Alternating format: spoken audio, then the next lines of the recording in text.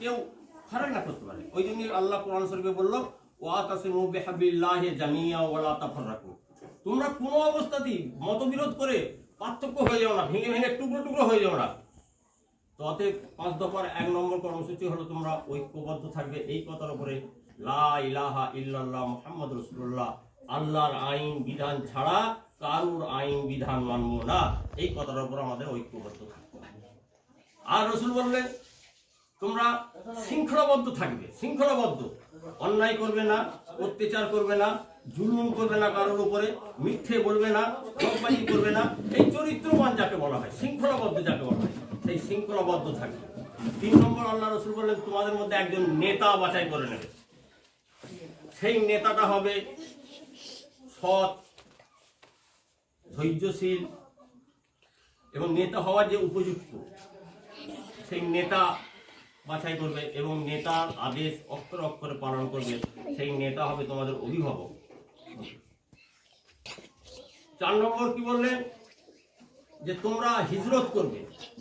হিজরত করার অর্থ হলো তোমরা অন্যায়, জুলুম, অত্যাচার, মিথ্যে, বিভিন্ন অপকর্ম থেকে তোমরা মুখ ফিরিয়ে নেবে।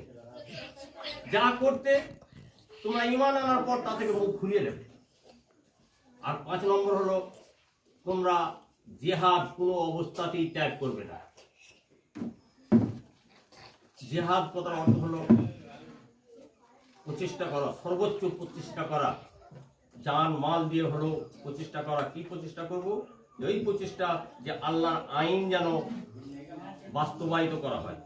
আল্লাহর আইন যদি বাস্তবায়িত হয়, আল্লাহর আইন বলতে কোরআন, এই কোরআন যদি বাস্তবায়িত হয় তাহলে আবার শান্তি ফিরে আসবে, আবার আমাদের গৌরবময় জীবন হবে, আবার আমরা সেরা জাতি হব, আবার আল্লাহ আমাদের হাতে কর্তৃত্ব পাওয়ার দেবে।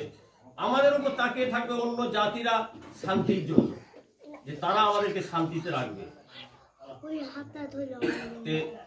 এই আমরা একজন নেতা বাছাই করেছি, সেই নেতার আদেশ অনুসারে আমরা এই আজ প্রোগ্রামটা করেছি।